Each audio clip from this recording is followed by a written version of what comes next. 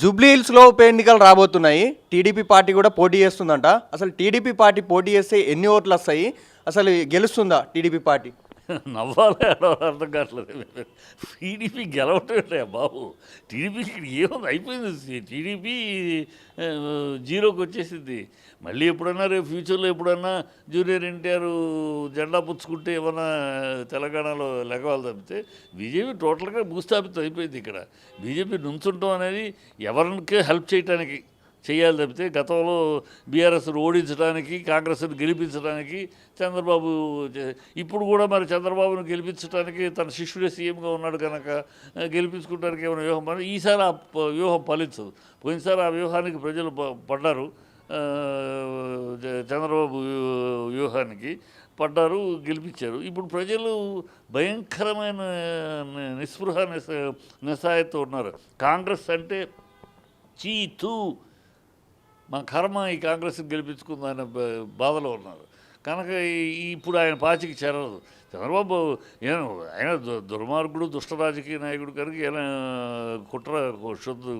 కుట్రలు బాగా తెలిసివాడు కనుక ఏదైనా ప్లాన్ చేస్తాడు. కానీ తన ఉనికిని నిలబెట్టుకోవడానికి ఏదో వెళ్ళిన ఓడిపోయినా మా వల్ల వాళ్ళు ఓడిపోయారు, మా వల్ల వీళ్ళు గెలిచారు అని చెప్పుకుంటాడు. సెల్ ఫోన్ నేనే కనిపెట్టాను, ఔటర్ రింగ్ రోడ్డు నేనే వేసాను, రాజీవ్ గాంధీ ఇంటర్నేషనల్ ఎయిర్పోర్ట్ నేనే కట్టాను, ఇది నీకు సంబంధం లేదు, నేను ఎలా చెప్పుకుంటున్నాడు. ఇప్పుడు రేపు ఓడిపోతే పోయినా మేము గెలవటానికి మా వల్లే వాళ్ళు గెలిచిన వాళ్ళు మా వల్లే గెలిచారు అంటాడు. ఓడిన వాళ్ళు మా వల్లే ఓడిపోయాడంట. అలా చెప్పుకోవడానికి ఇది నుంచోవాలి తప్పితే ఇంకెందుకు పనికిరాదు పార్టీ. అక్కడ జూబ్లీహిల్స్లో చూస్తే సెటిలర్లు ఎక్కువ ఉన్నారు కదా, ఆ సెటిలర్లు ఓటేస్తే టీడీపీ గెలుస్తుంది కదా. ఏమి సెటిలర్స్ ఓటేస్తే మరి సిటీలో చాలామంది సెటిలర్స్ ఉన్నారు. ఒక జూబ్లీహిల్స్ ఏంటి మరి దీనిలో సెటిలర్స్ లేరా? ఎక్కడ గాంధీ మా సేలింగపల్లి సెటిలర్స్ లేరా? మరి అక్కడ టీఆర్ఎస్ ఎలా వచ్చింది? జూబ్లీహిల్స్లో సెటిలర్స్ లేరా? సెటిలర్స్ ఉంటే మరి టీఆర్ఎస్ ఎలా వచ్చింది? పిచ్చి కోతలు సెటిలర్స్ ఉన్నారు. సెటిలర్స్ ఏమో అంత బ్లైండ్గా సెటిలర్స్ ఒక చంద్రబాబు సామాజిక వర్గమే కాదు, మిగతా చాలామంది సామాజిక వర్గాలు ఉన్నారు. చంద్రబాబుకి మూకమ్మడిగా చంద్రబాబు అంత సీన్ లేదమ్మా. చంద్రబాబు ఇవాళ కాదు కదా, హైటెక్ సిటీ అని ప్రగల్భాలు పలికినప్పుడు సిటీలో ఓడించారు. అతను సిటీలో నామరూపం లేకుండా పోయి తెలుగుదేశం. ఆయన ఉన్న వాగు ఏదో తనకేదో బలం ఉందని చెప్పుకుంటా తప్పితే ఎవరి బలాల్లో తన బలం ఎప్పుడైనా ఆయన ఒంటరికి గెలిచిన సందర్భాలు ఉన్నాయి. ఎన్ని సంవత్సరాలు ఎప్పుడు ఎవరో ఒకళ్ళు కలుపుకుంటాడు, వాళ్ళ బలంతో గెలుస్తారు. తర్వాత గెలిచిన తర్వాత ఇది నా బలంతో వాళ్ళకి 4 సీట్లు వచ్చేది చెప్తాడు. అది అతను అలవాటు. అది అతను సెటిలర్స్ ఎన్ని పిచ్చికోతలు. సెటిలర్స్ ఏం అంత అమాయకంగా బ్లైండ్గా ఏం లేరు. సెటిలర్స్ శుభ్రంగా హ్యాపీగా ఉన్నారు. ఇక్కడ సెటిలర్సు తెలంగాణ అనేది లేదు, వాదం ఏం లేదు. అంతా తెలంగాణ, ఇక్కడ ఉండేవాడు తెలంగాణ వాడే. అందరూ అలాగే హ్యాపీగా ఉన్నారు. ఈ డివిజన్ ప్లే ఏం పనిచేయదు. పోయినసారే పనిచేయాలి. మీకే సాక్ష్యాలు ఉన్న చూడండి. సిటీ మొత్తం టీఆర్ఎస్ వచ్చింది, బీఆర్ఎస్ వచ్చింది సిటీ మొత్తం.